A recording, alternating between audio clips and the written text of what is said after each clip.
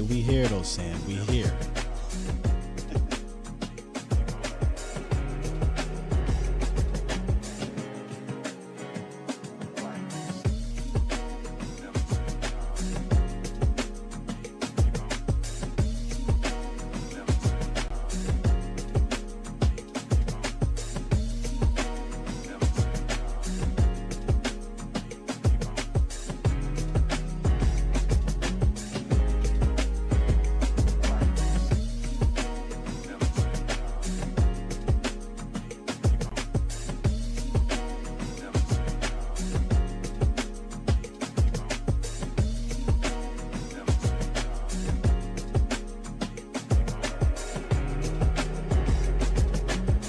Y'all don't even want to know why I'm late. Doesn't even matter. We here, man.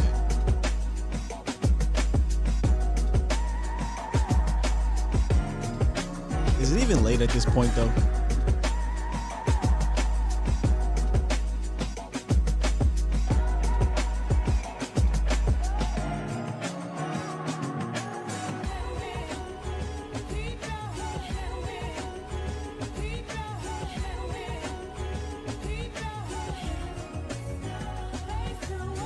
Here we go. Giving you the real from A to Z surrounding the Dallas Cowboys. News, updates, rumors, transactions, takes, and more. So strap up, Cowboys Nation, and start your day off with A to Z Sports. Live with Will Steele. 3, 2, 1. Here we go.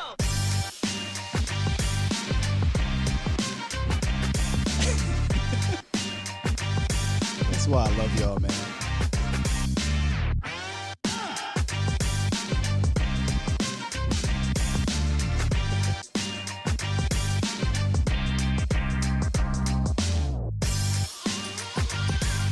Good morning, good people.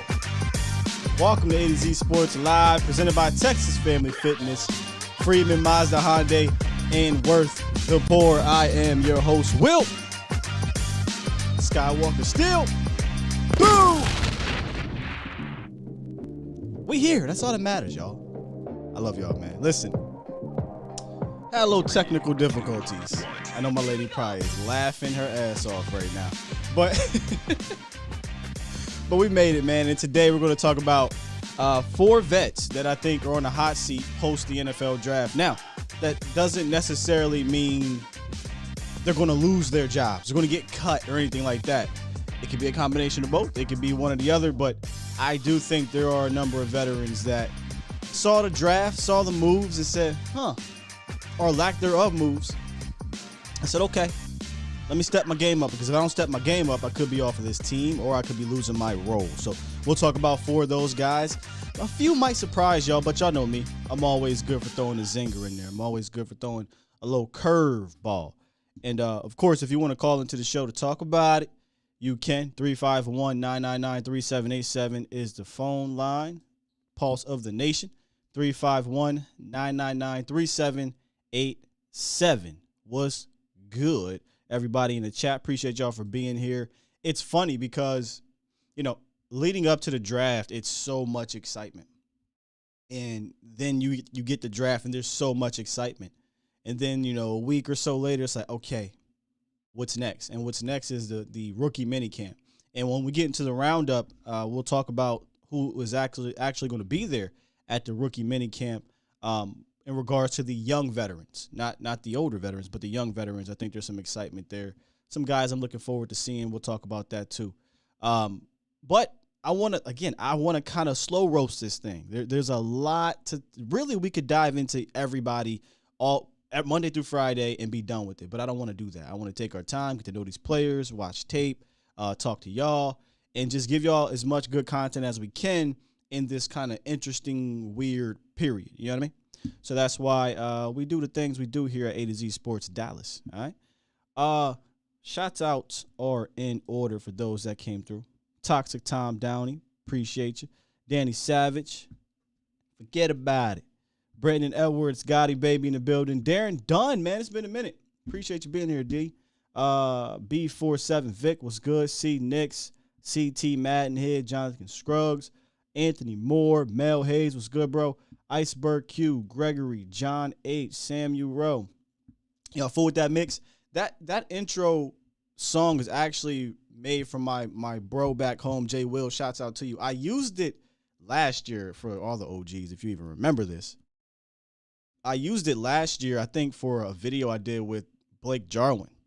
I just never really brought it back. He sent me a lot of instrumentals I might start putting in here. Y'all know me. I'm always looking for some tunes to vibe out to in the morning. TC915. Who else we got? We got who? Mag Jones was good. Jose. Frankie Franchise. Latish, what's up?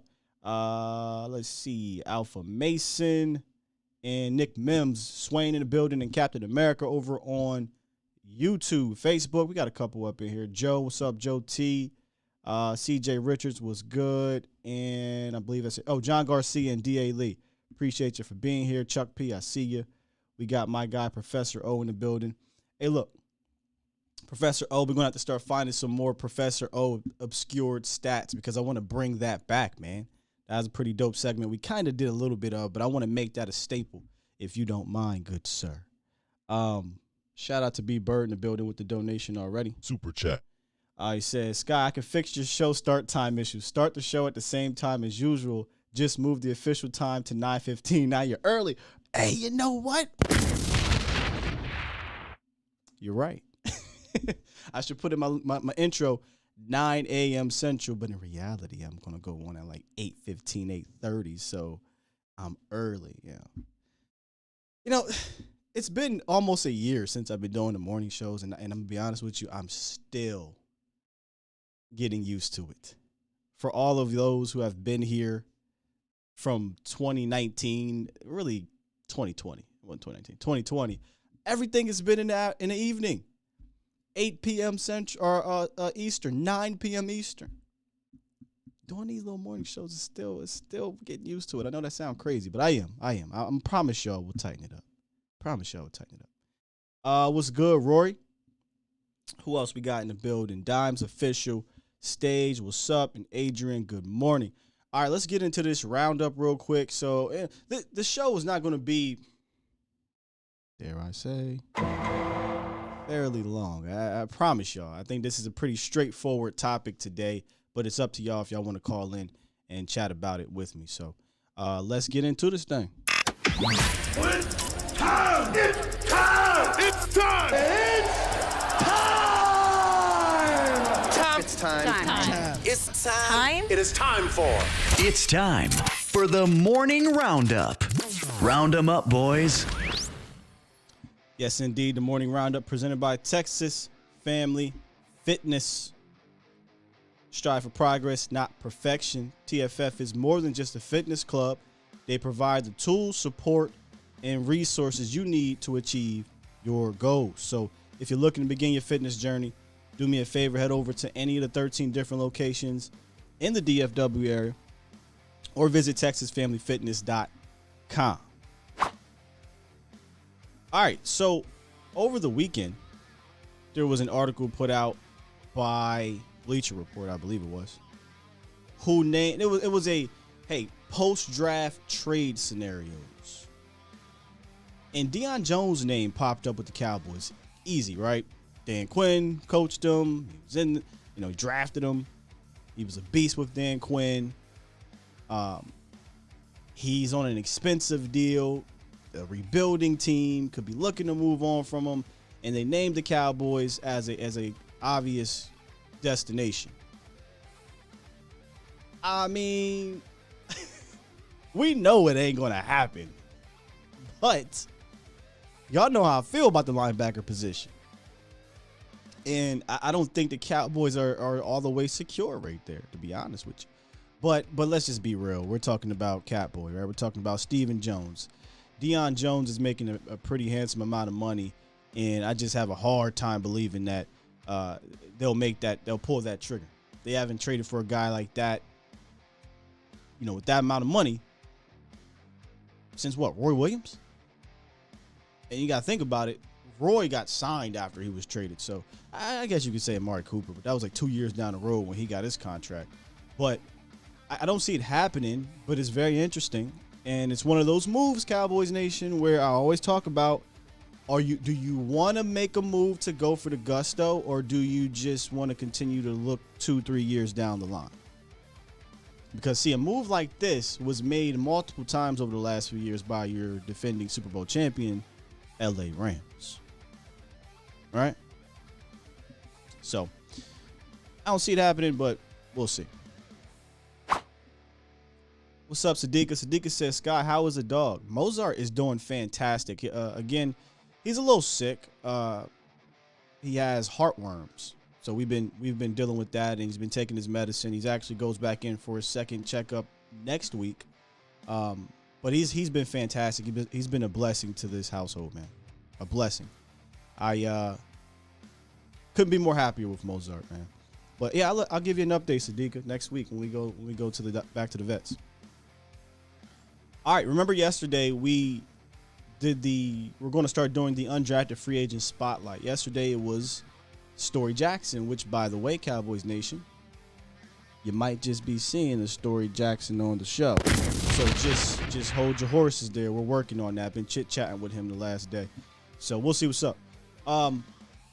Marquise Bell is today's undrafted free agent spotlight. Another seemingly fan favorite. So let's kind of get to know Marquise Bell a little bit. Out of Florida A&M. Now, his way to Florida A&M wasn't a clean one. He signed to play at Maryland back in 2017, but he was suspended before the season for an undisclosed violation to the team. Then he went to community college for a year, and then he eventually attended FAMU in 2019, and in his first season, he went off, and he got first team All-MEAC honors.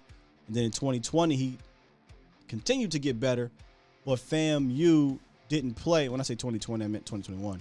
But FAMU didn't play in 2020 because of COVID, and they moved to the SWAC conference in 2021, where he had 95 tackles, 6 tackles for loss, 2 sacks, a pick, and he got first team all-conference honors in the SWAC conference. Now, much like Story Jackson, this is a hard-hitting safety. He was 5th in all of FCS last year in forced fumbles. And if you got a 6'2", 212-pound safety running a 4.41 coming your way, I'm pretty sure he's going to lay the wood and you're going to drop the rock occasionally. And he did it at the 5th highest rate in that conference.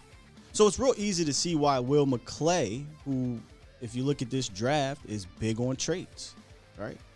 And big on roles. It's easy to see why McClay and company will want to get this guy at the very least in the building.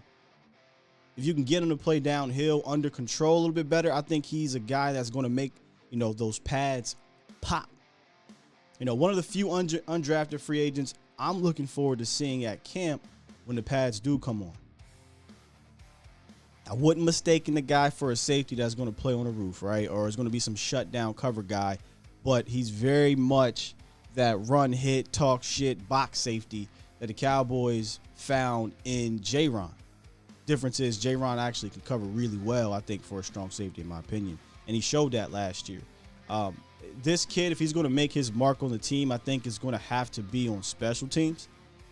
Much like the safety position, much like the linebacker position, safety is really only comfortably 3 deep. Hooker, Curse, and Wilson. I think they'll carry 4.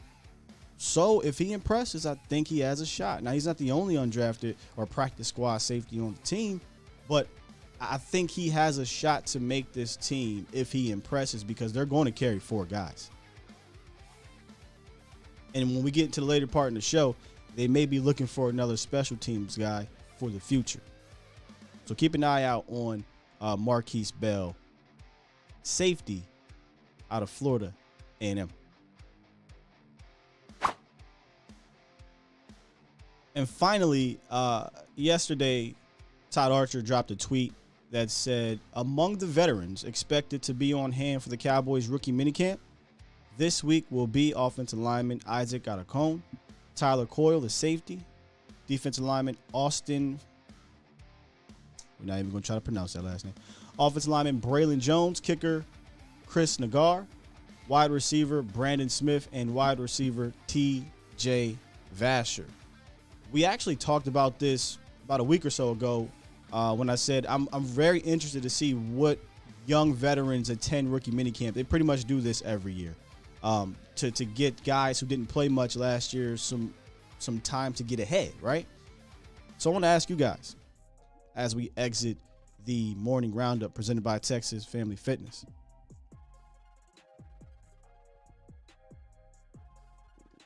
what's good, Sadiqa? I'll get back up there, but hold on. Of this group, who are you most excited to see? TJ Vasher, Isaac Alacone, Brandon Smith, Chris Nagar, Tyler Coyle, Braylon Jones. Of this young veteran group, who are you most excited to see? I got two players that I'll let you guys know who I'm most excited to see, and we'll briefly get into those guys. What's the deal here, Sadiqa?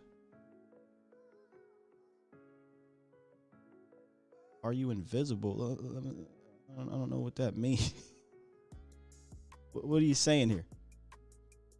If you're saying because I didn't look into listen, when I'm going through my roundup and going through my show, I don't look at the chat 24/7. I am a one-man band. There is no producer here. There is nobody reading chats to me or anything like that. When I catch it, I catch it. So if you feel some type of way, you can hit me up on Facebook, on Twitter.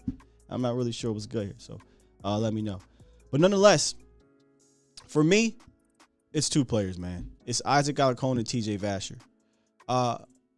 This is what Nick Eatman wrote back in January about Isaac Alacone, because I was under the impression this was his last year in the international program, and then some people were like, nah, he's got more years. I'm like, I don't know. So Nick said on the mothership, the 2-year international pathway program has ended for Isaac Alacone. But obviously his time with the Cowboys have not, because in January they signed 13 different players, including Isaac. And most of those guys were practice squad guys, future contracts and things like that. So he'll get a shot to make the team, but the difference now is that if he doesn't make the team, there's no going back into the program. Where he gets a roster spot exemption for being on the practice squad. So if he gets cut, either somebody can pick him up or they just re-sign him back to the practice squad, but he no longer is part of the program. It's a 2-year international pathway program. 6'7", 320 pounds. It'd be really nice if we can get a Jordan Mailata type of success story from Isaac. Again, that's being super optimistic. I have no idea if that's going to happen. But listen, he plays positions that depth-wise are not positions that the Cowboys are securing. Tackle and guard, right? If he can shine at one of those positions, then maybe he competes to get on the roster. But Dallas doesn't have all this tackle depth. They don't have all this guard depth, so he's going to compete. It's a very young group behind the starters, extremely young. Aside from McGovern, extremely inexperienced. Makes me a little shaky. So, yeah, he's got a shot. He's got a shot. But for me, guys, this is about TJ Vasher, man. This is about TJ Vasher. He's the new unicorn for me. That's the guy I want to see out there. I got a chance to briefly talk to Vasher last year in camp, and you can tell that they was going to hit him with that old, hey, man, come here. Have a seat. That knee injury is looking like it's going to take about 6 months. It's looking like it's going to take a little bit, man. I'm going to put you on IR. Is that cool? Yeah, it's cool. And you can see why they would want him to get some reps this year as opposed to last year. Let's be real. He wasn't going to sniff that wide receiver room last year. Cooper, Gallup, Lamb, all healthy. Cedric Wilson, Noah Brown. It wasn't happening. This year, though, a little bit different story. No Michael Gallup start off. No Amari Cooper. They only drafted one wide receiver. They only signed one to a 1-year deal. So if he can show out, maybe he can get the attention of the coaching staff. Got a 6'6", 215-pound, physical, long, active in the run game wide receiver. So, sure, he's got a shot if he impresses. And y'all know how much I talk about this offense not being an offense that features one guy. So if it's not going to feature one guy, then give me a bunch of dudes, or at least give me a few of them that can be specialty type of players. And I think TJ Vasher can be a specialty red zone type of player, because there's not too many people that's going to out jump this guy at 6'6" with an 84-inch wingspan and a 37-inch vertical. Not too many. So I'm really interested to see TJ Vasher out there and him getting a shot to maybe be a unicorn. Something this team doesn't have on the roster right now. I wouldn't even say that Simi's that guy. Like Simi's a big dude. He can go up and get the rock, but Simi's a bit different. He's a faster, quicker athlete, where TJ he reminds me of Plexico Burress. Just put it in the area. He's got the length to get the rock. So I'll be interested to see TJ Vasher. Connell dreams. All right, let's jump into the phone lines real quick. We got our guy, MJ, in the house. What's up, MJ? What's up, family? How you doing? I'm good, man. How are you? Oh, I'm doing good, bro. Doing very good. Just waiting for this camp. I'm going to come to L.A., so yeah, it'll be fun. I've been saying it I said it last year, but I do think I'll be out there. I just don't know when. It's going to be a busy summer for me, but I'm going to try to get out there for at least 4 days. And hopefully it's when the pads come on. Yeah. I'm going to see them hit. Yeah, exactly. I don't want to be there when they're just stretching. I don't want to do all that. No. Your boy Alicon, he got that, they made it 3 years now. So it don't count. He don't count toward the other. Correct. Team. Yeah, he won't count good on the international program. It's only a 2-year pathway program. Yeah. So, but they got him behind Smith, and got Montgomery behind the president. Say that again. They got it.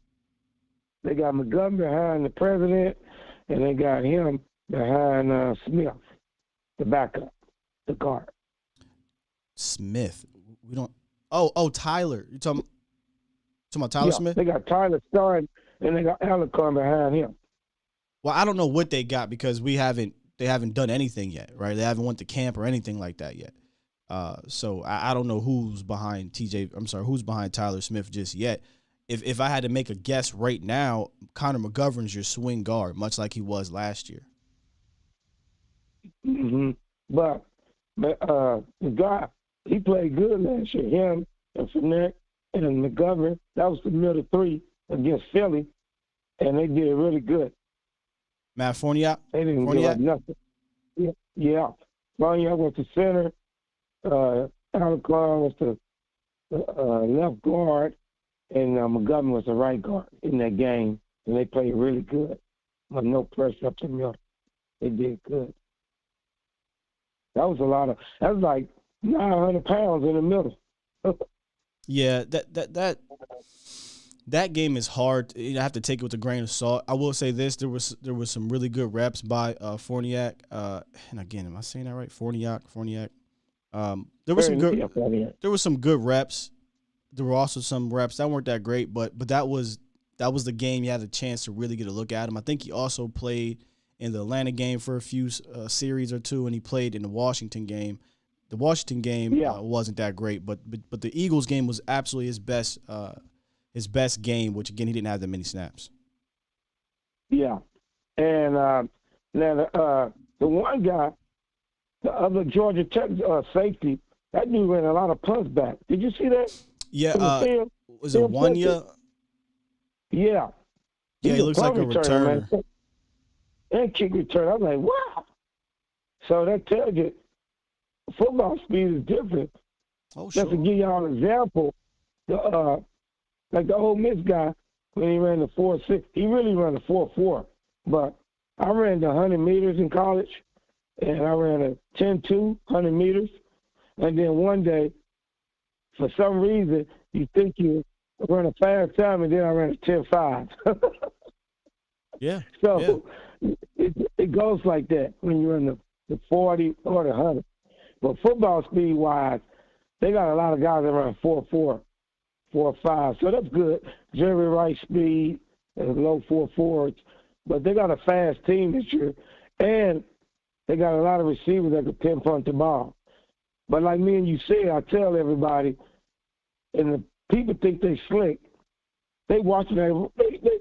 We draft for other teams because a lot of people, that's why the Cowboys, they try to be slick and they won't play the player. Why they don't play the player? Because they want to hold them, and the people steal all our players off our roster because they draft bad and we draft good. Who's stealing players off the Cowboys roster? They stole a lot of players off the Cowboys roster. Our big D tackle, the defense, Cincinnati took him. It was Cincinnati or Cleveland. One of them took our D tackle, number 99. Is it the Carter cat who got cut twice? Who's a free agent right now? He was playing. And he's cut. He's a free agent. I think he got picked up by Arizona. As a matter of fact, in the waiver wire. So who are these amazing players that the Cowboys have cut that other teams have taken and they're just doing really great? There's a lot of players there. Who? I'm asking you who. Well, I gotta go. Next time I'm gonna get that list. That's how I know. Get a list for you. So Iceberg thinks you're talking about is it Antoine Woods? Nah, not no Woods. Okay, not Woods. Okay. The guy kept the defensive tackle Hamilton. He played a lot last year. We tried to hold him on the roster. Brother, Hamilton was on the team all year. They had to cut him for number games because other guys came back from injury. Do you want to keep Hamilton or do you want to cut Neville Gallimore? No, you gotta. I just see what you're saying there. Exactly, brother. Exactly. But he still made a roster though, because they put him back on the practice squad, and they took him. But he did good. They put him back on the anyway. Go ahead. Yeah. But I'm just saying, it's gonna be a lot of that's why. Who you want them to pick up? You want them to pick up Clowney? Oh, you're talking about now free agents? I'm looking at linebacker as a position that they should go out and try to get. I mean, obviously Anthony Barr is out there. Quan Alexander is still out there. Hitchens is out there. I mean, I wouldn't be mad at Hitchens. I don't think Hitchens is going to really move the needle. None of these dudes probably going to move the needle at this point, but I do think they need linebacker depth. They could use some veteran tackle depth. They could use some veteran offensive guard depth, yeah. I think Barr be the one. That's the only one I like. Because he can play DN. He's better playing defensive end. Sam, but man. All right, man. Hey, I'll take a look at some of those free agents, MJ, for you. Yeah, check out the free agent report back for to you. Man. But, when you come down, hit me up. I'll give you my info next time and see you in the city. Got you, brother. I'll come get you. Appreciate you, man. Take you around town. All right, family. All right, brother. Good show. Thanks, man. Yeah, that's definitely going to be. We'll do a show. Y'all know how I do. We'll do a show on that. Veteran free agents, the Cowboys could still attack. Bit surprised that I shouldn't say a bit surprised. The draft was it just happened. But Stephen Jones said it out of his mouth. We're not done with free agency yet. We'll see. Right? There are still some decent players out there. Akeem Hicks, I mean, I would love to get him on the roster. But again, now we're at the point, because the draft already happened, where you're like, all right, do I take this veteran for a year? Because they're not going to sign him to 3-4 years. This veteran for 1 year and cut a guy I just drafted, right? I mean, I'd take Akeem Hicks over Bohanna, but I kind of want to see what Ridgeway has, right? But what if Bohanna got that off-season peanut butter and he's better? So I still would bring in veterans just because competition.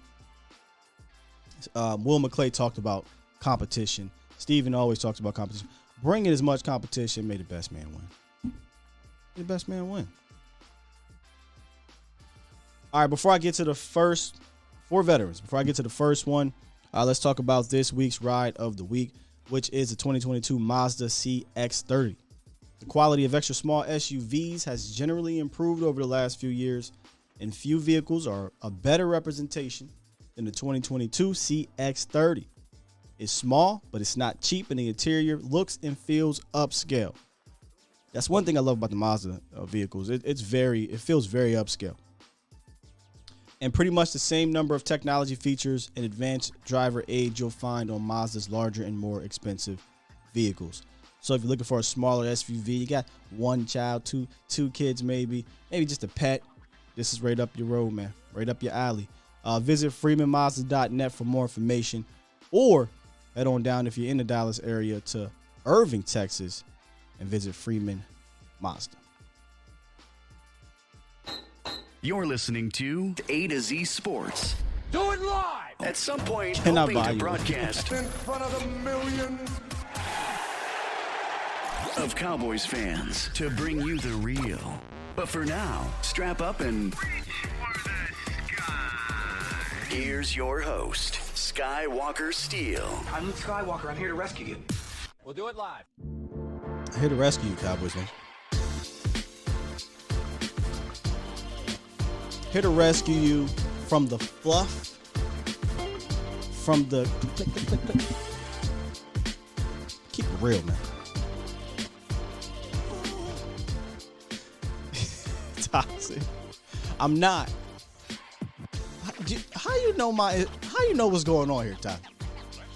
I will say this. Shout out to Zach and Austin of A to Z Sports. There will be some good news to share here, probably tomorrow. But they've loved the first year of Sky, and I've loved being here, and we have definitely agreed to make this even longer. So I'll be sticking around for a few more years. And I'm excited about that. A lot of good things have happened since moving down here and taking on this career path. Let's just be real. I wasn't trying to be behind. I knew what I wanted to do. Took that leap, and here we are. It's been a fantastic year, man. I'm excited for the future, man. Excited for the future. Can't wait to just share all that and meet some of y'all. Okay, I met my boy Runnels. He came down to Texas Live. I met a few other fans at Texas Live. I seen a few down at the Star with camp. I'm gonna be at camp, whether it be in California or whether it be down at the Star. Every home game will probably be back at Texas Live. I would love for y'all to come through and kick it. I'm same old me, man. We just had some fun, man, and enjoy each other's company. So come through. Sam, you got a point.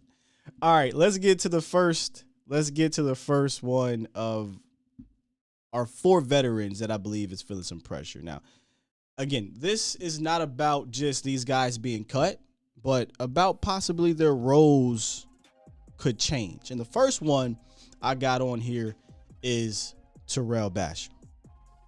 Now, don't get it twisted. I am a fan of Terrell Basham. I liked the signing last year. I thought it was a savvy, good signing. And then what I thought was best about them signing Terrell Basham was that it was a 2-year deal.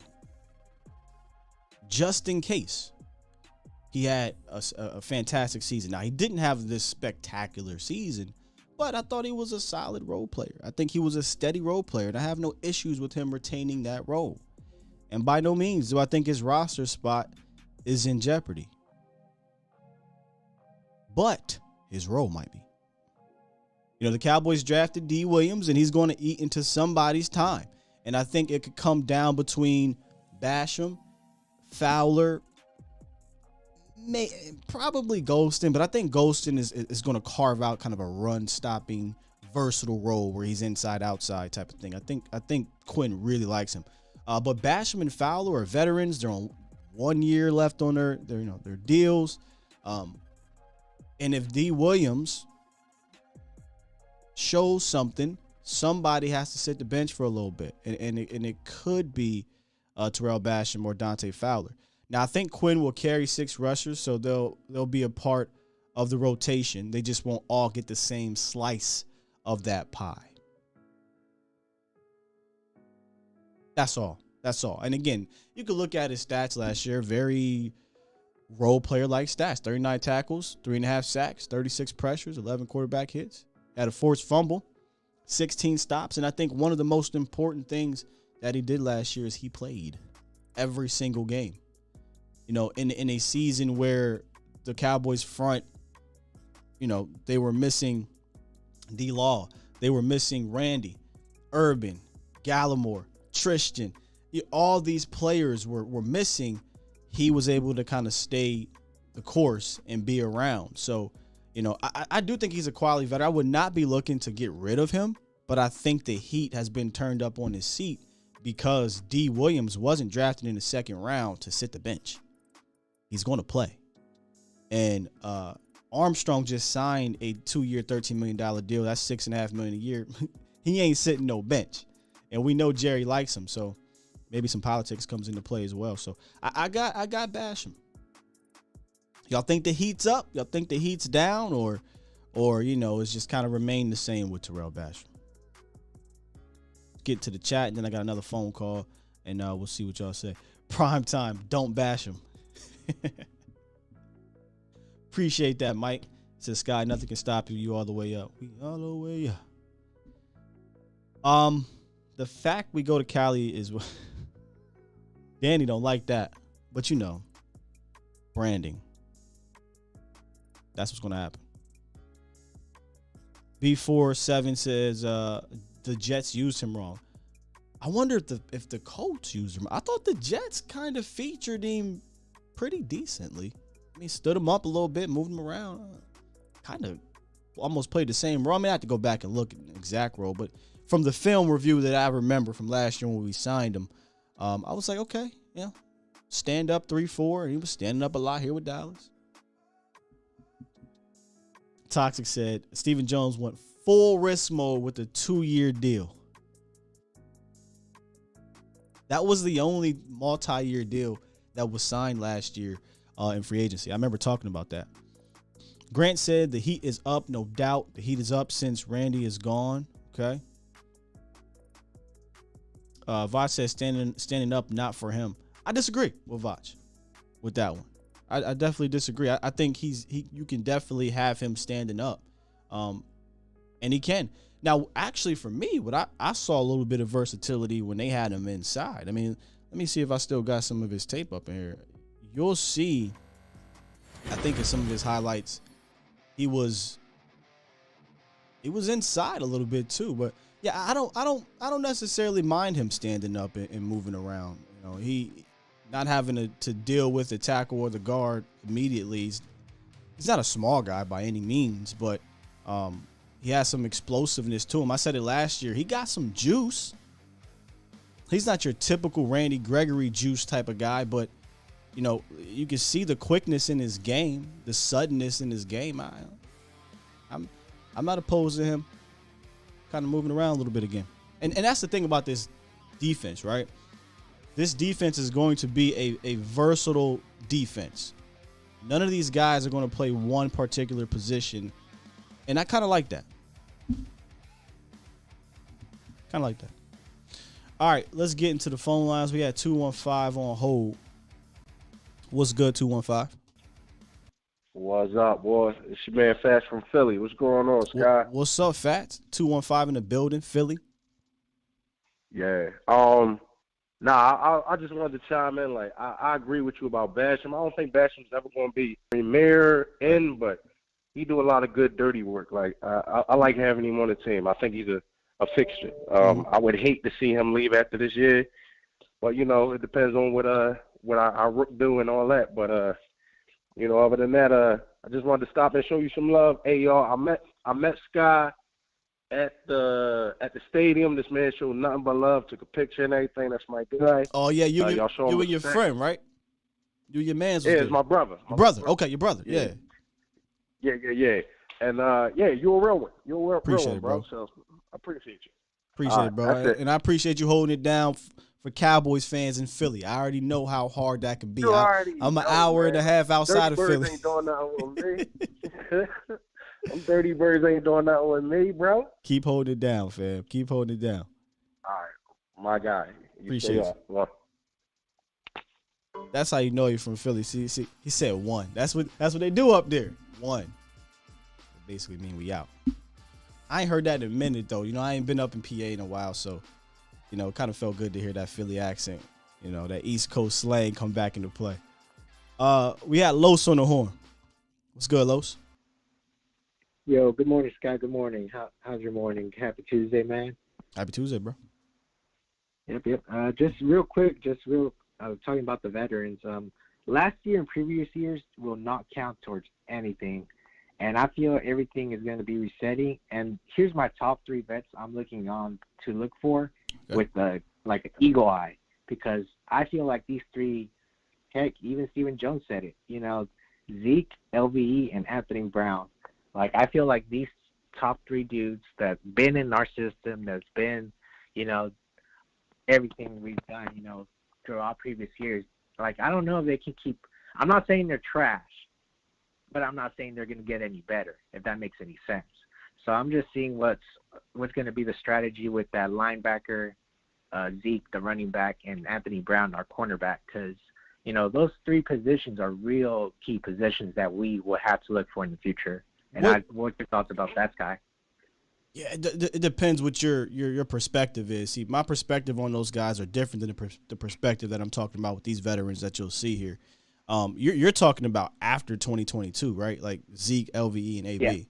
Yeah, I'm not talking about after the season. I'm talking about this season. Like, Zeke's status is not in question. He's going to be a starting running back.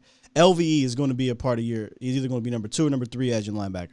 Anthony Brown is going to be either your number 2 or number 3 cornerback. Like, their statuses are not in question at all. They're more so post-2022, whereas Basham, he could potentially either be cut or get knocked down in the depth chart.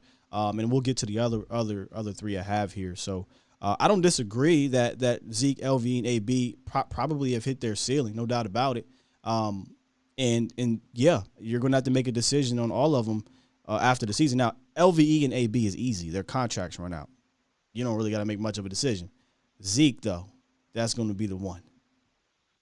Yep, and that's what I'm going to be looking out for. But, yeah, that's all I have to say about this morning, Sky. And, hey, it's game day, man. You got to tune in, Sky. You gotta become a Mavericks fan because, man, F those Lakers. I don't like those Lakers. I'm kidding, Sky. No, it's cool, man, because I said since I moved to Dallas, I'm not going to lie to y'all. As soon as I came down here, I said, I'm probably going to have to adopt, like, the Stars, the Rangers, the Mavericks, just because I like the sports. I want to go to the games. That don't mean I'm rooting for the Mavericks over my boys. But, hey, listen, the series is tied up 2-2. I told you I would love for the city of Dallas to have a team get to the finals. Like, that would be just dope in general. So, yeah, I'm rooting for y'all. Hey, not going to lie. Hey, I will say this, though. I mean, the last 2 teams that were in the championship were the Dallas Stars and the Mavericks the last 10 years, and the Cowboys haven't done that in 25. Oh, gosh, yeah. So, trust me, I know that. Yeah. So, yeah. I mean, hey. Hey, listen, up, I'm a hockey fan free agent, so, I don't want to be bandwagon, but I think I got an excuse to kind of like the Stars, right? Like, I moved to Dallas, you know what I'm saying? Yeah, I got a little bit of excuse to like the Stars, so we'll see. All right, man. You have a good morning. I'll keep you with y'all have a great morning, Cowboys chat, and like always, keep being the legend you are, Sky. Peace. Appreciate that, Los. Have a good day. We got a super chat. Super chat. Turn it up. Super chat. Appreciate you, Ken Art, for the $10 donation. He says, you say Zeke is guaranteed, but what's the knee status? Not 100% is what he said. That's from his mouth. He said, I'm not quite there yet, but I'll be there soon. So by the time you get to camp and things, he'll be healthy. It's the matter of how healthy will he be the remainder of the season. But I don't think it's a stretch to say that his status is guaranteed. It 100% is. You know why? You lose money by cutting Ezekiel Elliott. You don't gain any. So I don't see them cutting him. I don't see a team trading for that contract. Now, after the season, completely different story, and I'm sure we'll talk a lot about that next January, hopefully next February. But we'll be talking about that, what to do with Zeke, because Steven already brought it up. Catboy already talked about it. Yeah, and at the end of the day, we were looking at running back in that situation because you got Tony Pollard on the last year. You got Ezekiel Elliott making a lot of money. Whoa, run that back. Zeke making a lot of money. Why you bring that up in May? Huh? I'm trying to tell you. I'm just saying, a lot of people that like Zeke, I said, because remember, he came out back in March or something, might have been February, whatever. Had a little impromptu meeting at the Senior Bowl or wherever they were. And he was like, oh, we are happy to have Ezekiel Elliott. We are fortunate. I said, just wait. Just wait. The tune would change. I didn't think it was going to change this fast. All of a sudden, it was, we are happy. He is definitely here. We love Ezekiel Elliott. We are so fortunate. 2 months later. Well, you know, Zeke's making a lot of money. You can't make this up. You cannot make this up with this dude. Am I a Phillies fan, Sky? Absolutely not. I loathe every single franchise in Philly except the Flyers. I don't care about the Flyers. I do not like the Phillies. I hate the Sixers. I don't know if I hate them. They're kind of sucking. But back when the Lakers and the Sixers were going at it in the finals, and Iverson and Kobe, not many arguments I had at school at the lunch table. Huh? No, I don't like the Sixers. Respect AI, though. And who else is in Philly? The Eagles. Come on now. So, nah, I don't like anything Philly. Now said you said I got the Steve impression down? I don't think I got any of them down. I just think it's funny how they talk. All right, let's get to, I got B Bird. I'm going to get to you in a second, B Bird. Let me get to the second part of, here we go, of our veterans on the hot seat. This is an easy one. Tristan Hill. I'm going to just say this. If he finds a way to make this team, this might be the new Noah Brown, because if we just look at production, ain't no way this dude deserves to keep sticking around. And I'm not trying to come at you, Tristan Hill, but this is a what have you done for me business. I didn't even say lately, right? Listen to what I said. What have you done for me?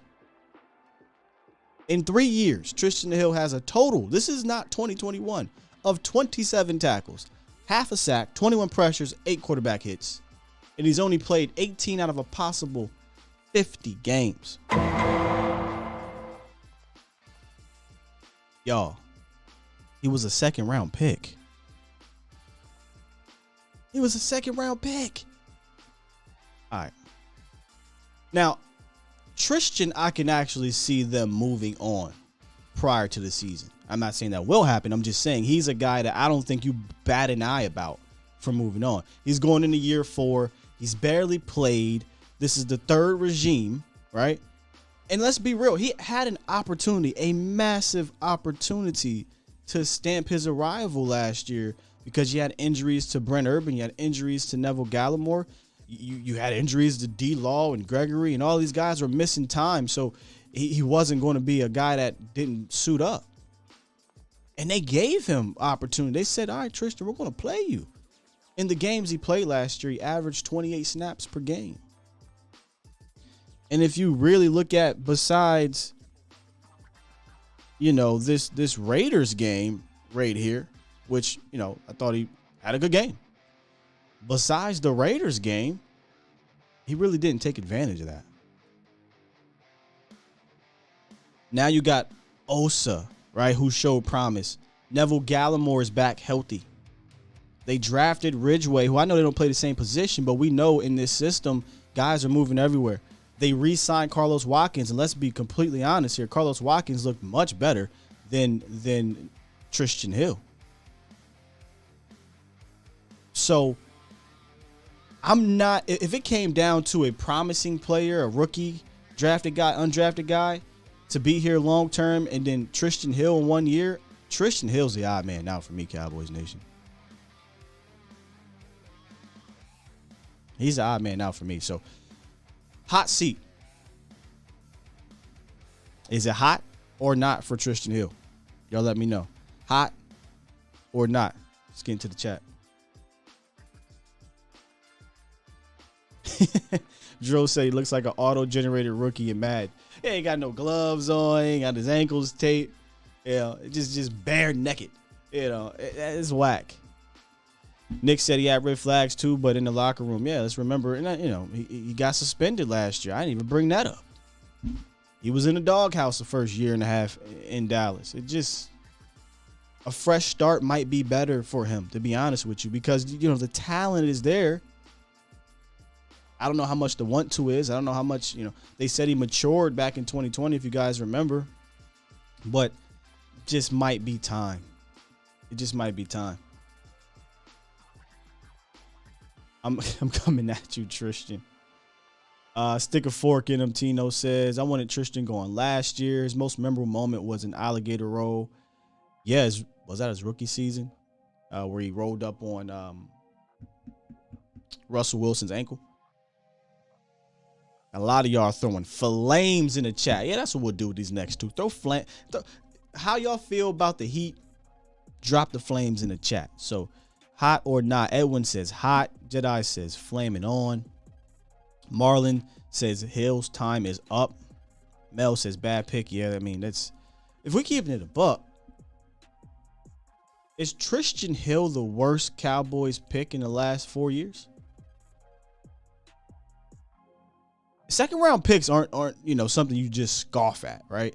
Like, there's the first round, then there's the second round. You know what I mean? And we could argue LVE, but I mean, at least the dude has played more. He made an all-pro.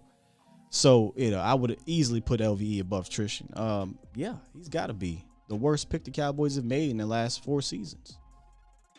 Once you get to round 4, 5, 6, who cares? But the first 3 rounds, I would say Tristan Hill, without a doubt. Oh, Taco. Yeah,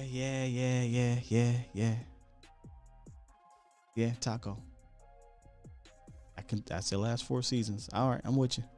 Taco and Tristan, put them in, they're not invited to the cookout. Swain's giving all the flames in the chat. Professor O, all the flames with no fire truck coming. Yeah, it's looking pretty bad. Pretty bleak for him. I agree with y'all. All right, let's get to the original OG. You have to be the triple OG now. And this time you're not following up Uncle Charles. So you good. You in the clear, B-Bird. What's up? Uh-oh, do I got to be? Good morning. Oh, my bad. I got the wrong, I unmuted the wrong person. I'll get to you for a second. B-Bird, what's up, man? All right. You doing all right today, brother? I'm good, man. I'm good. That's good. So Tristan Hill has a half more sack than a dead man. Is that what you're saying? Got a half more sack than the Undertaker, yeah. Yeah. So I'm really just a little bit off topic, man. So there's a quietly smart signing in Cowboys Nation that nobody's talking about that I think that needs to get more credit. What's that? Scott Walker signed up another contract. Man, we got to get you trying to sneak that in, man. Come on, man. We got to pump that up, man. That's big, man. Yeah. I appreciate that, B-Bird. Yeah. Look, the final, I know where you came from. Yeah, you did. You were I say this all the time for those who don't know. I did this random ass live stream just to test things out after we got whooped by the Bills. I lied to y'all not. There was 2 people in there.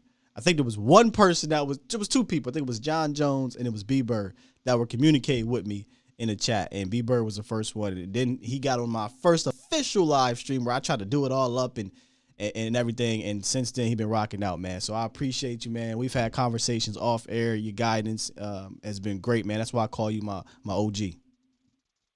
Well, man, look, I just remember where you came from, man. You came from humble beginnings in this thing, man. You stayed to it. One of the things I always told you to, professionalism, you keep your show fan-friendly. And, man, a lot of times you can't see the vision for that's out there, but I see big things for you, man. This is just you're just scratching the surface, man. And I'm going to be honest with you. Everybody here is going to say, hey, I remember that guy from YouTube. You know what I'm saying? Or I could tell my son, I used to follow that dude on YouTube. Now look where he's at. So, man, what you're doing is you see the feedback that you're getting and the opportunities that you're getting. So you just got to keep on with that, man, because God's showing you that, hey, you're doing the right thing, man. And once you get that message from him, you just go 100% in that direction, brother. I didn't call to talk football at all today. I just want to just tell you that, give you encouragement, man, and just tell you that you see how things are growing. Keep doing it the way you're doing it, and it'll keep on growing, man. Keep your integrity and keep everything that you keep Skywalker Stills inside you, and it's going to carry you all the way, man. And that's all I want to tell you, brother. Give you your flowers, and I'll holler at you later. Thank you, B Bird, man. I again, man, when I say I appreciate you, I truly do appreciate you, man. My son, when I call him, he always says, "Yo, give me an air hug." Right? That right now, B Bird, give me an air hug, man. Appreciate you, dog. Appreciate you. Yeah, I kind of snuck it in there because we're finalizing some things actually today. But it is a big moment. You know, there was a big moment just joining this, and then it's a big moment to know that they want to continue this further into the future, and then the opportunities that have come after it, man. I truly, man, I just can't. There's really no words of how appreciative I am of y'all in the chat and those who call in, those who donate, those who just engage and things like that. I obviously can't talk to everybody, every single chat, every single message, but I try to be as humbling and as approachable as possible. And again, appreciative, because, if it wasn't for y'all, they wouldn't want to be here. You know what I'm saying? They wouldn't want me to be here. So thank you. Thank you, man. I don't want to turn this into, a sky party, but I promise y'all when this is done, I will let y'all know officially how long your boy will be still continuing this and what will be on the horizon, man. So thank you. Thank you a whole lot, man. Oh my God. All right. 470. Thank you, Swain. I accidentally unmuted you, but now we got you in here. What's up, 470? Hey, good morning, man. Yeah, I thought that was my cue earlier. That's my bad, bro. We're all good, man. Wanted to tell you first and foremost, man, great franchise you got here, man. Great brand. Doing your thing. When you get into the account of Tristan Hill, man, I think it's wraps for him. You go ahead and pack him up. It's a yeah. You know what I mean, man? I think it's like kind of stating the obvious at this point. Like you putting out all those stats and stuff like he has. I think you move away from him. There's still some good guys out there. I'm a Larry Ogunjobi fan. I liked him even when he was in Cleveland. I think he was a vital part of that Super Bowl team in Cincinnati. I think we take a shot there. I don't know, man. Basically, to your point, though, to your question, excuse me, Tristan Hill, yeah, just go ahead and pack him up, bro. His seat is spicy. It's not hot. He said it's spicy. His seat is definitely spicy, bro. Yeah, I'm with you, man. He would have to have an outstanding camp. Like, let's be real. I know this going. I'm just joking, but he might be one of those dudes that need to be there right now at the rookie minicamp just to bully on some young bucks. Hey, coach, look at me, man. Look at me. But no, seriously, he's going to have to show out in camp. He's going to have to show out in the preseason because he didn't get a chance to do any of that last year. He got on this roster, I think, last year because he got hurt. Remember, he tore his ACL and Right. it pumped him. So they were like, It's we don't really have to like, cut him. excuse me for cutting you off. No, you're cool, man. You're cool. Yeah, I was going to say, like, seriously, like, during the time when we were branching away from Antoine Woods and all that stuff, and this is another issue I do have with Dallas sometimes because there is an absolute difference between unfortunate circumstances and, like, shooting yourself in the foot. You know, sometimes you kind of set yourself up for situations like this. I think we should have branched off then and took a shot at somebody back then. I'm not a Dominican fan, nor am I too much a fan of Sheldon Rich, but I feel like we branch away from Tristan Hill, you feel me, and, like, you know, bring in that guy. Ogunjobi still, he hasn't touched 30 yet. So, I think Larry Ogunjobi. Remember they brought in Gerald McCoy, right? They drafted Tristan Hill in 2019. The very next year, Gerald McCoy comes in when they get the new regime. Then that same year, if I'm not mistaken, they drafted Neville Gallimore, right? Mm-hmm. Then the next year they draft Osa Odigizua. So clearly Tristan Hill was just not in their plans. Yeah, he was floating around too much. And then Dontari Poe, I can't even remember what happened there. But you feel me? Like, Gerald McCoy, that upset me because Antoine Woods hurt him. That's what really ticked me off the most. Yeah, but I remember that. Well, yeah, man. I appreciate it, man. This is chopping it up, man. This is cool, bro. I've never been on a radio before, any type of show, bro. Shout out to everybody watching, man, and you know what I'm saying, man. Shout out to you firstly, bro. Great brand you got here. Thank you. And keep going. Hey, listen, man. Feel free to call in. That's what this is about, man. It's a community-driven show. Honestly, I said this before. Y'all are like my co-hosts. You know what I'm saying? That's why I'm always trying to interact in the chat. I'm always taking calls because y'all are just as big a part of this as I am. So feel free, man. Listen, I know how it is when you first call into a radio show. By the way, I'm honored that you think I'm a radio show. Not just quite there yet. But it is a little nerve-wracking at first. But once you get in and you see we just kicking it, man, it ain't nothing. Oh yeah, word, man. Like I'm like from raffle tickets to radio shows, man. I've never like been on anything like this, man. But it's cool, bro. I'm not saying surreal or anything, bro. But yeah, man. I mean, it's actually really cool, man. You got a great energy going on in here, and a great audience too. So. Yep. What's your name, man? I'm gonna save your number in there. All right, my name is Kymel. Everyone calls me Big Mello, so you can go. I go by Mello. That's to everyone. All right, Big Mello. We got you locked, brother. All right, bro. Take it easy, man. Keep it up. Thank you. Jaw said Poe kept getting walked out the club. Poe was bad. You know, I missed on Poe. And honestly, I don't think it was about the talent. He showed there was some tape. I mean, he had a good year in Carolina that previous year. So damn it, I ain't feeling bad about it. Boy, he came to Dallas and was like, kick my feet up, I'm good to go. And he just played like he didn't care. And you could tell he was done with football because he ain't in the league no more. So that was a bad one. Here's what I'm gonna do. I'm gonna get to these last two, and we're gonna finish out the show with some callers. You got Heavy Hitter Macho Man on the phone, and then 757. I want to finish these last two so we can keep this thing flowing, man. So the next one up on the veterans. And again, this isn't about them being cut, but this one hits me a little bit because I developed a cool relationship with this guy, with this player, and that's CJ Goodwin. Just a really good dude, man, and is really good at what he does. Honestly, he's so damn good at it. I don't want to see him off this team. Sully is funny. I don't want to see him off this team.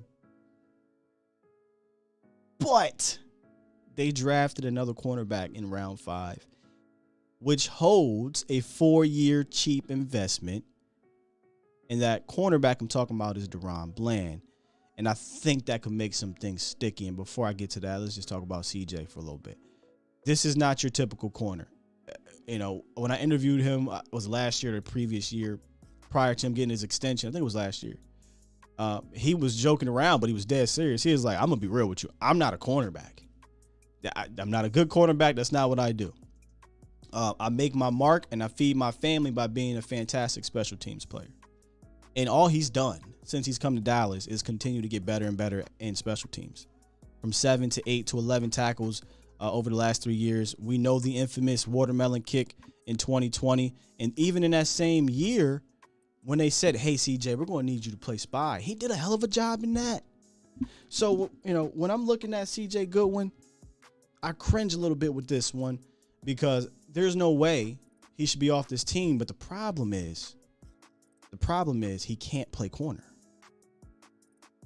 He can't play corner. And I don't think Bland is going to be a part of the cornerback rotation per se. I think he's going to have to snap as a specials teamer.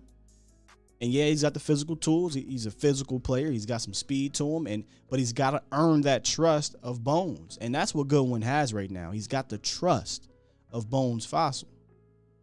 But we know politics. We know politics plays a role. We know these things, you know, can take a turn. We know how cheap Stephen Jones is. And for as cheap as CJ Goodwin's contract is, they could save $1.5 million on the cap if they release him, Cowboys Nation. And I say that cringing because they shouldn't do it. So if they see any slight improvement in Deron, any slight potential in Deron Bland, the cornerback, they can do one of two things. They can move on from CJ, and he's your new special teams cat. Or they can say, hey, big fella, come here. Your ankle hurt, right? Nah, coach. No, your ankle hurt. Pupless. And then IR. And then just keep him, and they do that whole situation. So they drafted him in the 5th round. Not saying 5th round is going to make it, but they kept all their picks last year, which was a shocker to me. Absolute shocker. I don't know how you keep 19 players drafted in 2 consecutive years, but if they decide to want to do that, or 19 or 20, whatever it is, then Deron Bland could be a part of it. So I'm going to ask y'all, is the heat on or off? Drop your fire emojis on CJ Goodwin. If I had to drop a fire emoji, I'm going to put low. I think they got the heat turned down a little bit on CJ because he's got the trust of Bones Fossil. But y'all let me know in the chat. RTOBY said 1.5, just keep him. I'm with you. I'm with you. But Steven's cheap. Cheap. Todd, he got the heat up. Did I sway you a little bit on that one? I like the heat's on, but I don't think it's turned up, right? Like I think drafting Bland, the quarterback room got a lot of whether you like the players or not. Diggs, Kelvin, AB, Lewis, Bland, CJ. There are a lot of names. Nashawn. All of them can't make this team. We saw Nashawn start to get some, not start to, he was on special teams. That was his role. Kelvin was on special teams. That was his role. How many y'all going to keep, man? I think they turned it on a little bit. TC said, I'm throwing water on these flames. All right. A Hatch said, ice. He ain't, it's all smoke. Ain't nothing going on with it. I can dig it. Big H giving it 1. Darren, low is simmering. It ain't boiled yet. All right. Creative Genius turns it off. Yeah. I feel y'all. If it was up to me, he making this team. I don't give a damn about the 5th round pick. But here's Stephen Jones, future, and all this other crap. It kind of makes me a little nervous. So that's why I kind of got it up a bit. All right, before I get to my final one, which I think may be a little controversial, maybe. Let's talk about Worth the Poor. We had a fantastic show at Worth the Poor on Thursday down there, and I don't mind doing those down there. I don't. But one thing we can all agree on is watching the Cowboys can be stressful, so take the edge off of game day and stop by Worth the Poor Spirits and Wine in the Colony of Texas. They're a family-owned and operated luxury liquor store with affordable prices and a wide variety of wine, beer samples available for making your drink of choice decision easier than ever. Also, you can download the Worth the Poor app and get 5% off all orders by using the discount code A to Z Sports, but they're only valid for orders of $20 or more. So, hey, if you stop in at Worth the Poor, if you're in the area, let them know that A to Z Sports sent you, or you can hit up the app and use the code, and you'll get 5% off either way. So visit worththepoor.com or download the app today. TC915 says, Stephen Jones so cheap he uses coupons on the dollar menu. Boy, cheap, man. I'm telling you. Toxic brought up Keith Davis. Dang, I like Keith Davis as a special teams ace. I do. All right. Final one, and then we're going to close out with the phone lines. I'm very interested to see how you guys feel about this one because initially I thought there would be no heat on this player because the draft ended and they didn't take this position. Then the draft ended and Stephen Jones opened his mouth. And I'm talking about one Tyler Biadasz. So Tyler Biadasz has kind of been a lukewarm hot button topic here. Lukewarm. Because he's your starting center, right? He started 21 games over the last 2 seasons before his injury his rookie year. He was starting. He was starting. Then he got hurt. Then the next year he played all the games. He was okay. Started off a little shaky. Got better as the year went on. PFF credits him with 0 sacks. Interesting. Gave up 21 pressures, 17 hurries, but here's the big one, man. He had 11 penalties. I think you saw him deal with strength a little bit, has some issues. Not as much as Connor, but still. So, all offseason, I've been saying this. If they don't take a center in the first round, which is Tyler Linderbaum, or in general, really, I thought Tyler Biadasz's position was fine. I thought he'd coast to being the starter. Still thought that after the draft, and then Stephen Jones came out and made it his business and said Matt Forniak will be competing with Tyler Biadasz for the starting position. Oh. Okay, so I think that alone adds heat to his seat. How much you want to take his word for it is up to you, right? How much you want to turn the heat up is up to you. Then they followed that up by signing Alec Lindstrom and another center, the BYU center. And Lindstrom, I think to most people was considered a day 3 type of guy, 4th, 5th round type of center. So now they have actual centers in-house to compete with him. Forniak, Lindstrom, the BYU kid. There's a clear path to what they want to do at that position, and that's competition. Because last year they messed up. No, you don't effed up, right? They messed up. They decided in the middle of camp, hey Connor, let's see what you got over here at center. Excuse me, what? Of all the positions to move Connor Williams to, center was not the one. I thought that was goofy. Move him out to tackle. See if he can be a swing tackle. But center, what are we doing here?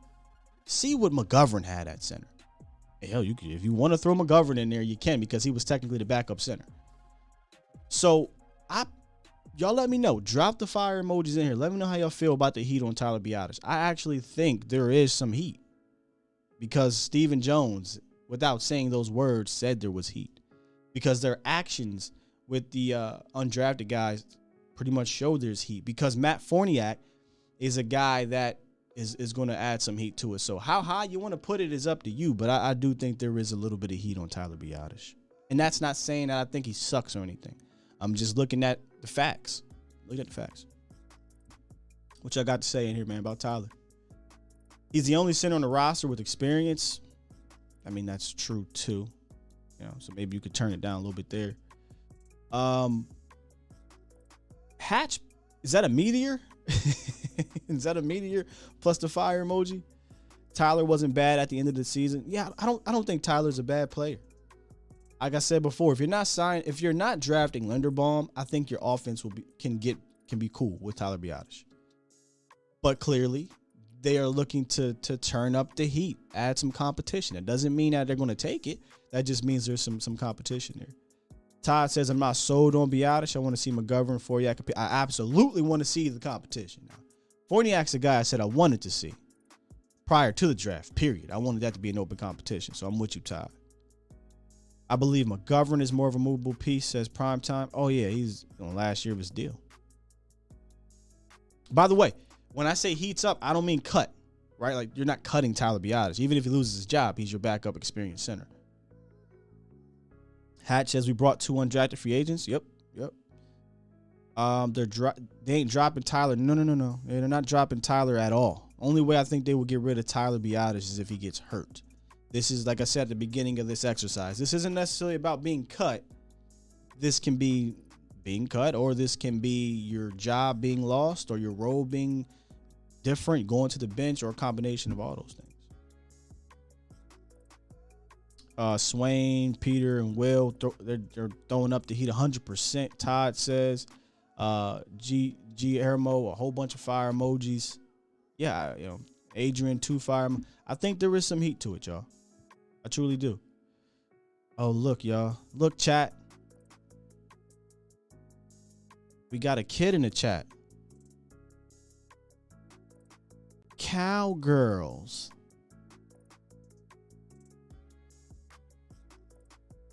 What? How old are you? Seriously, how old are you, sir? I'm very curious. Before we move on here, I thought only like kids said cowgirls. We're still doing that? We gotta get a little bit better, right? I'm just curious, man. What team do you like? First round exit this year again, huh? Who's your team, sir? It's coming, Vi. Who's your team? You could like the Super Bowl champs, and give you, But Cowgirls. Let's all laugh real quick at this guy.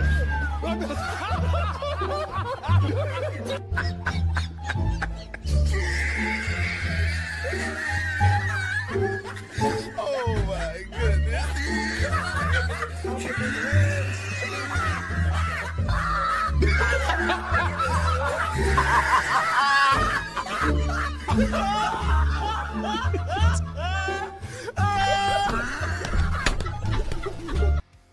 I mean, we still doing that? Y'all so corny. And I'm cool with a little banner. You know what I mean? I'm cool with that. But we doing that? Who's your squad? Seriously. He got the nerve to say corny memes. Sir, you came on a Cowboys channel, and I'm always going to say this, and said, Cowgirls. I don't, and I know fans go to rival channels. I mean, I don't know. But fans go to rival channels. I get it. But what are you doing here? You know what I mean? We're talking about backups and centers and third team defensive ends, and we got 300 people here in the chat. That's how you know how deep and diehard we are. We're talking about backups, and we deep in this thing. So I'm gonna need you to come on here, be a little bit more intelligent, right? Because you could be intelligent and have a better joke than that, bro. This is for the intelligent fans, not the cowgirl. All right, I'm done. Let's get to Macho Man Danny Savage, man. Before I go off on this guy, go ahead, bro. Take it away. Good morning, guys.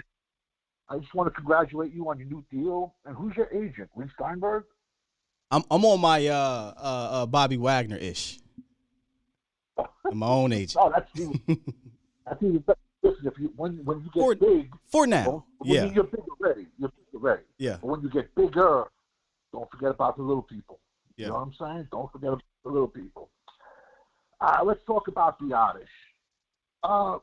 How many times did we get stuffed last year on 4th and inches?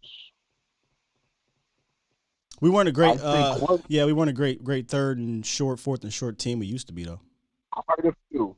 Now the scary part, the rookie from BYU, Humphrey, he's probably the strongest, considering he's 27 years old, and he's probably older than Biadasz or Lindstrom. For people that doubt Lindstrom, don't sleep on him. Go Danny, back. Did you mention the BYU center? Is that who you mentioned? Yeah, the BYU center. He's 27-year-old rookie. Oh, are you serious? BYU linemen have notoriously been NFL busts because they all go on 2-year missions before their college career starts. So now you have a grown man blocking a 19-year-old kid. And then they all go into the NFL. There's been like 2 BYU linemen that have been decent in the NFL. Every other BYU lineman is a bust because they got grown men. They got grown men playing against little children. But he might be the strongest guy. God damn, you're right. He's like 26. He'll be 27 when the season starts. I'm not lying. These are facts. That's why I'm the guru. Come on. Listen, for the people who doubt Lindstrom, let's go back. Go look up Boston College versus Clemson, 2020. Then go back and look up Boston College versus Clemson, 2021. Lindstrom played very good because in 2023, Clemson is going to have both of their defensive tackles go in the first round of the draft. So they weren't playing against slouches. The kid's not right. He's not bad. So they told Tyler, "Yo, practice your limp." Here's what I find interesting. Will McClay on Vacha's show, he played the Will McClay. kind of got louder. He played the Will McClay audio, and he talked about, they asked him, why didn't you draft Linderbaum, or what was your thoughts on passing on Linderbaum? And they talked about the physicality and wanting bigger guys and going out, the Eagles getting Jordan Davis. And then they bring in Alec Lindstrom, who is the same size. So I'm very curious, how they truly feel about him if, they passed on a guy, and then the reason why they passed was because he was undersized. If you look at night one of the draft, when Tyler Smith was drafted, Will McClay looked like his dog just died. He did not look happy. In my heart, if McClay's running the team, Tyler Smith is not the first-round pick. You expect me to believe you had Tyler Smith ahead of Kenyon Green? And then for a team that doesn't value safeties, we have, 3 safeties in the top 16 picks? It just doesn't make sense. Listen, he's doing good, but he's collecting a paycheck. He's not making the final decisions. You can't tell me he's making the final decisions. That's just my 2 cents. We've said that multiple times on this show. We know he's not making the final. He makes the board. It's just frustrating. And I made a comment earlier about Dallas going to California to practice. Oh, so what? It's too hot in Texas? Okay. No, it's for branding. Dallas. Exactly. That's why we suck. That's why we haven't won nothing in 27 years. Because we don't practice in the rain, and we don't practice when it's 130 degrees outside. Well, then there's no excuse why you're huffing and puffing when you're only going one way. But maybe if you would have practiced when it was 130 degrees outside. But notice I'm old. I'm old school. You know what I'm trying to say? But Biadasz, I can see him definitely being, on the hot seat. Listen, they took him from Wisconsin. They thought he was just going to step in for Travis Frederick. Let's be honest. I mean, that's Jerry Jones for you, or Coach Jones, as some of the players call him, but whatever. Tyler Smith called him Coach Jones, yeah. I wanted to vomit when I heard that. Yeah, I had high hopes for Tyler. And again, I still have high hopes for him. Like, I hope that I hope that, he continues to get better. Year 3, so that grown man strength should be rounding into form. He knows the offense. He has a leg up. Let's not mistake that, right? Like, Tyler Biadasz has a massive lead on the center position. It's just that this year he finally has a guy that's chasing him, where last year he really did not have a dude that was for real chasing him. Like, Connor Williams is laughable. He was literally laughable in preseason at center. No, correct. Well, he was a left tackle in college. I'm not sure if he played center in high school or whatever. They're trying to say that McGovern, his first step, I never played center. I was a tackle. His first step is what throws him off. But he did play center 1 year at Penn State. He did? They're trying to say, yeah, he played center. He played center for a whole year at Penn State. I know. I'm agreeing. I'm agreeing with you. I said he did. The guru. Yeah. Don't get so. No, I thought. Listen, I wonder. I wonder if the whole reason why he's not looked at as the center is because maybe the IQ part of him being the center is not all the way there. We got to understand, like, that's a massive part of playing the position. Listen, I'm not going to say it's the IQ. I'm just throwing stuff out there. I don't know. I'm just saying he's not the man because he doesn't have any lead in his ass. He's getting blown back. You get me a 4th and 1. Are you talking about McGovern? I was talking about McGovern. No, not McGovern. That's what I was talking about. No, McGovern. You so hyped up about Tyler. You ready to get him out of there, Danny? Yeah. I was definitely. Luke Fortner we could have took in the 3rd round. There was a kid. He didn't even get drafted. We didn't even draft him. He didn't know there was a kid. He didn't get drafted. Period. You can look him up. His name was Nick Ford. He played center for Utah. 6'5", like 330. Oh, let's not sign him. He was undrafted free agent. He got picked up by another team. But I thought you just said you liked Tyler Lindstrom or Alec Lindstrom. I do, but I was talking about the size route. Okay. The size, the prototypical size, because there's a saying: a good big man beats a good little man. Once again, congratulations. You re-upped. I'm happy for you. Appreciate you, Danny. Thank you, man. You got it. Yeah, I couldn't tell if he liked the Lindstrom pickup or not when he talked about the Utah cat, but I don't like taking the center in the third, man. If you weren't going to take Linderbaum, the consensus number one guy, easily the consensus number one, I'm not touching no center after that. That means you get no. Oh my goodness, you're probably taking a guard now in round 2, which means you don't get the DE help. And in round 3, we saw round 3 when the Cowboys picked, the defensive end situation was not the greatest. And then now you go to round 4 where we saw a lot of those top 15 wide receivers were gone by then. It would have been really weird to take a center after that, man. It was Linderbaum or bust for me in regards to the center. And do exactly what they did. Give Fournier an opportunity. Bring in a coveted undrafted guy and let's see what happens. But, I don't think the center position, unless you literally don't have one, which they do, is a position I'm taking after the number one guy, unless I need the position for the future like the Eagles did with Juergens. He's going to be their guy in the future. Perfect situation. You learn from a Hall of Famer. Then next year you can slide right in there. What's the center going to learn from Biadasz? I mean, no offense to Biadasz, but I mean, so I'm looking at it this way: if the center don't work out this year with Biadasz, and or Lindstrom or the BYU kid, which 27. All right. If it don't work out with Fournier, any of these dudes, then yeah, you get your center, and then that's just your guy, and you rock out for 4 or 5 years, depending on where you take them.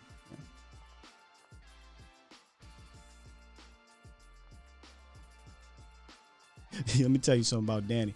I don't think Tyler Biadasz wants to see Danny because you might have some cement around your ankles, Tyler. I'm just saying. 757, you've been on hold real quick. Let me go ahead and lock these things up. What's up, 757? What's going on, boss, man? This is CG. How you doing? CG? What's up, CG? Nothing much, man. Just calling in, showing your show some love. Thank you, man. Appreciate you. Got a good thing, definitely. Now, to that 49er fan that was in the chat, I saw Bot say he drinks from the water fountain by putting his mouth on the water fountain. I think he also holds his pencil with his hand wrapped all the way around it, too. He said he write like this. That's deep. That's just me personally. Now, to Biadasz, right? And this may be a hot take, but I would not keep Biadasz around if Fournier is a starting type of center. And the only reason I say that is if he's a starter and Lindstrom can come in and show himself to be a good backup, then Biadasz would be a good trade piece in my eyes. Oh, okay. So trade. That'd be a savvy move. That'd be risky, right? Because it'd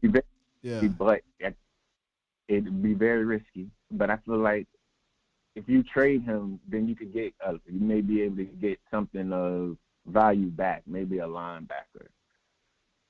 Okay, player for now. You adding on to the layers, and I like this. So a player for player trade. That's what I would. You know what? I like it. Now, So you basically saying if Fournier shows that he can hold it down, then you say, hey, Tyler Biadasz on the trade block, let me go get me a starting linebacker or number 3 linebacker. I could live with that, it depending who the player is, obviously, right? But again, here's why it's risky, though, bro. You don't have an experienced guy behind Fournier. Like, Tyler Biadasz is your only guy. So, like, that holds a lot of weight. That's why Lindstrom it's Alec Lindstrom, right? He would have to show himself very, very serviceable. But I give him a lot of preseason snaps. I give him a whole lot of preseason. That's the other thing too, right? Like you got 3, so now you're like, all right, this center position's up for grabs between the 3 of y'all. How do they divvy up all 3 centers getting adequate snaps against adequate competition? So it's a lot of layers to it.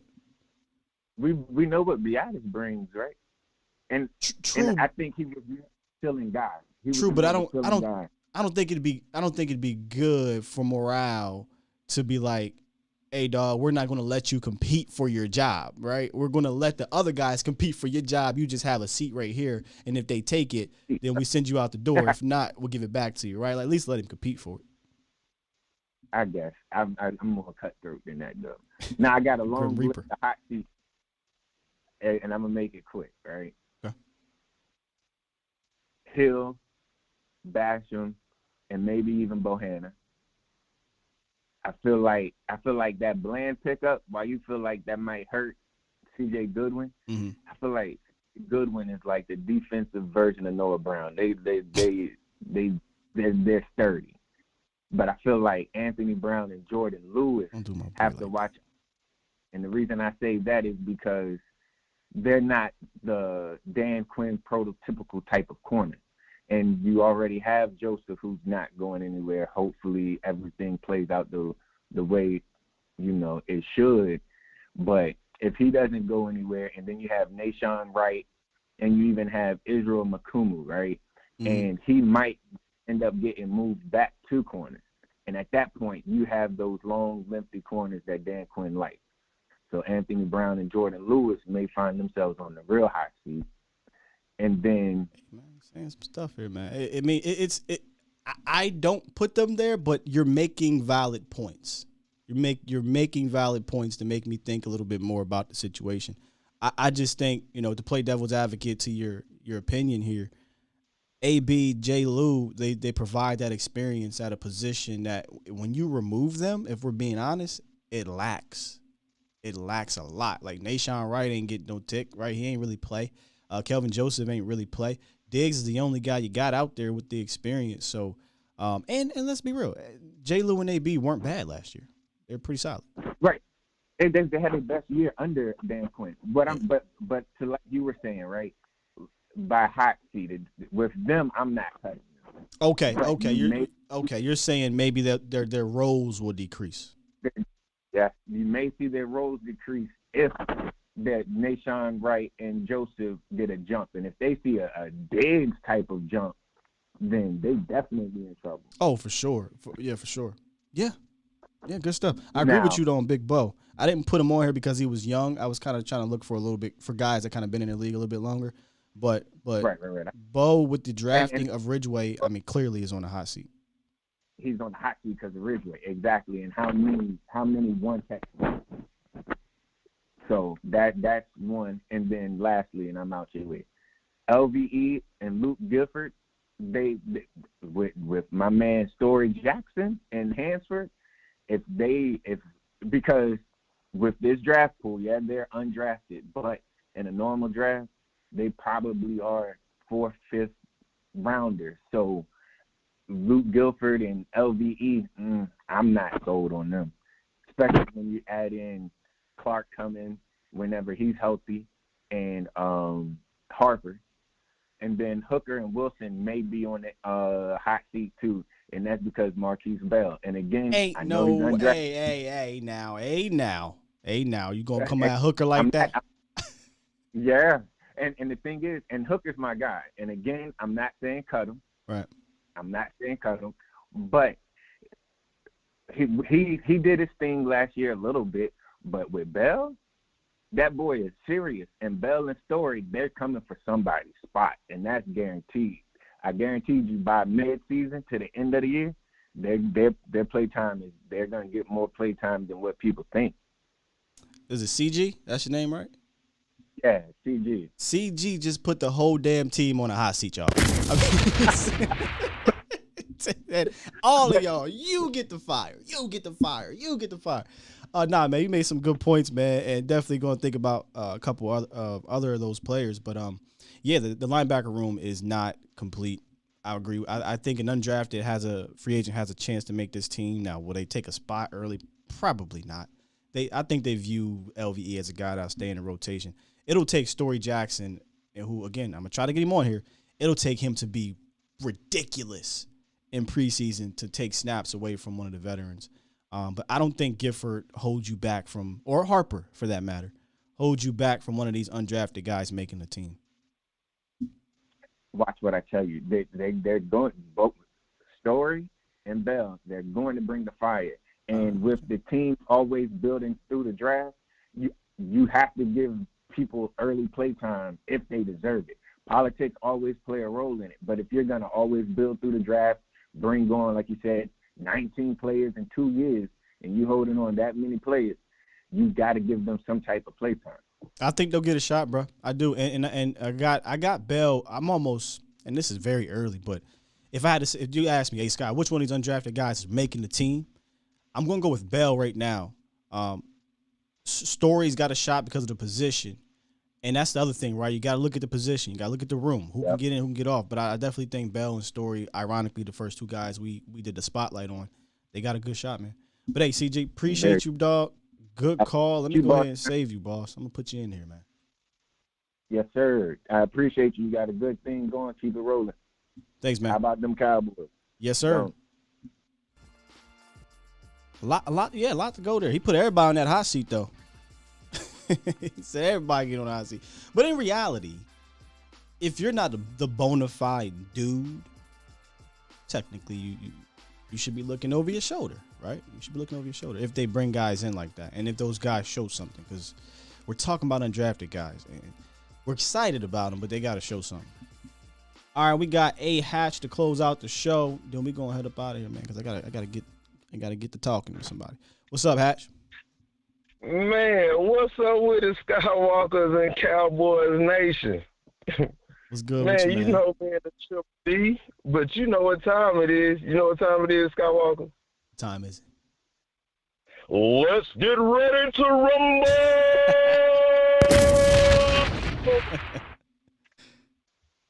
Skywalker, you remember the years when we were stuck and we had Jalen Smith and LVE, and we had an unknown linebacker. We was like, yeah, we want to make it happen.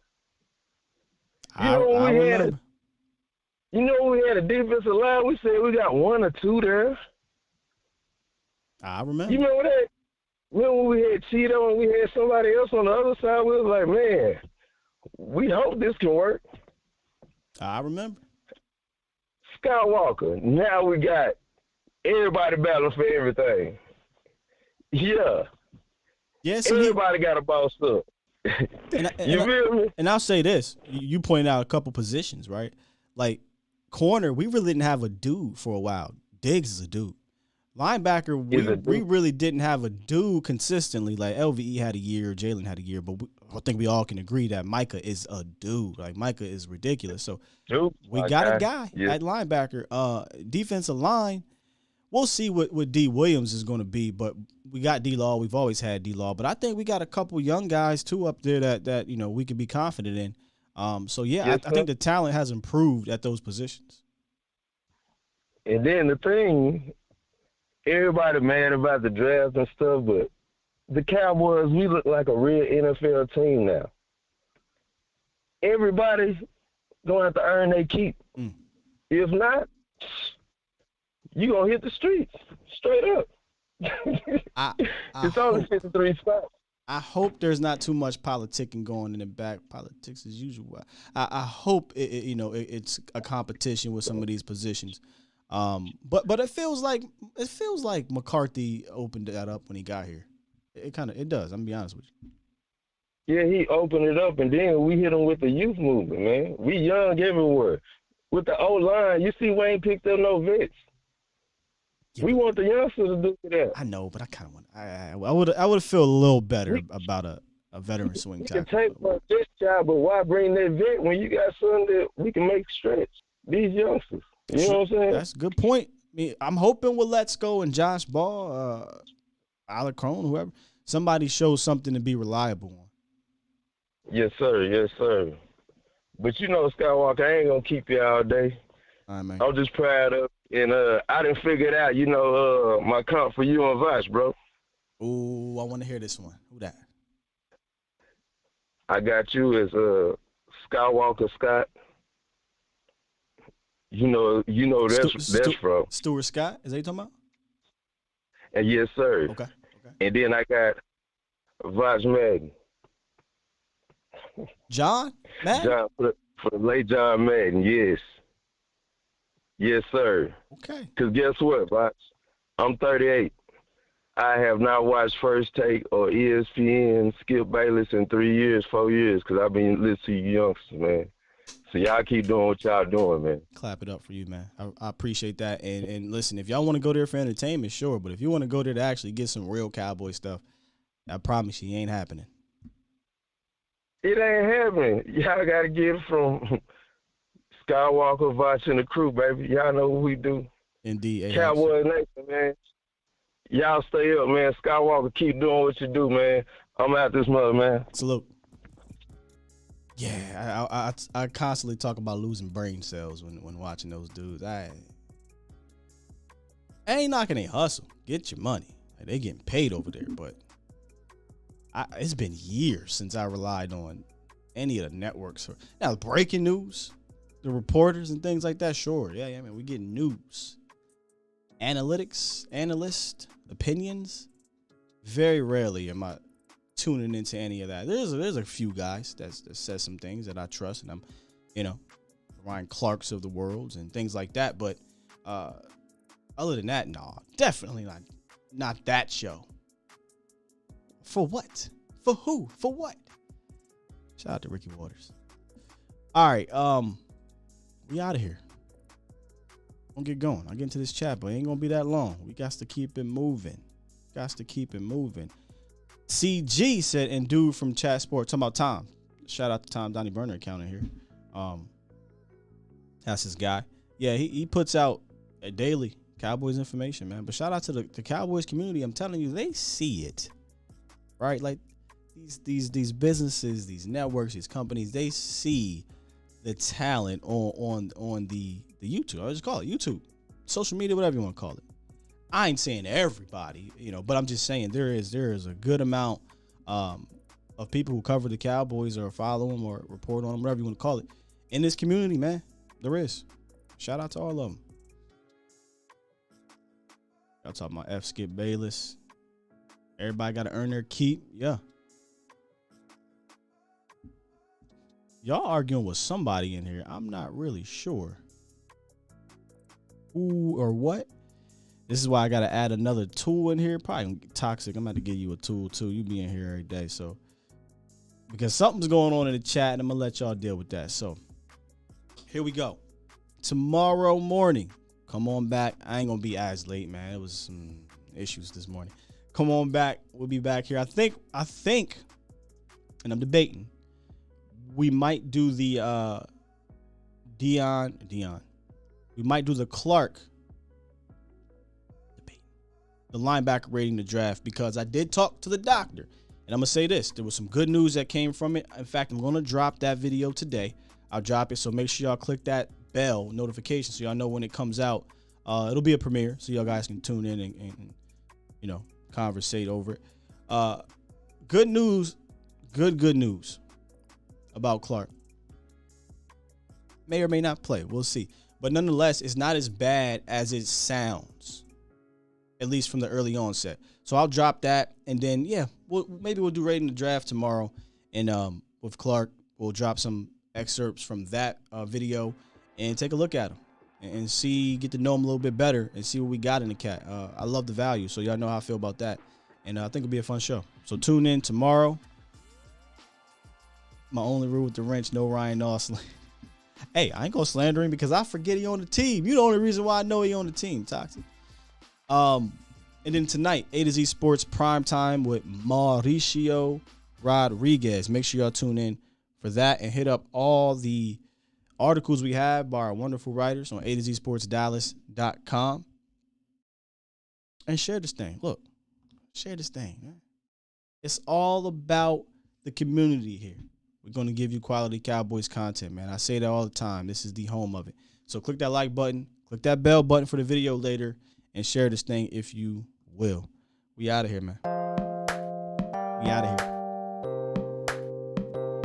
Oh, that was a Niners fan in here.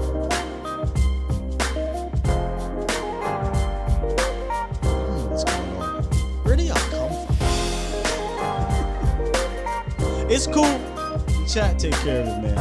I'll see y'all tomorrow morning. Y'all be good. Have a good Tuesday. We out here. Peace. Love you.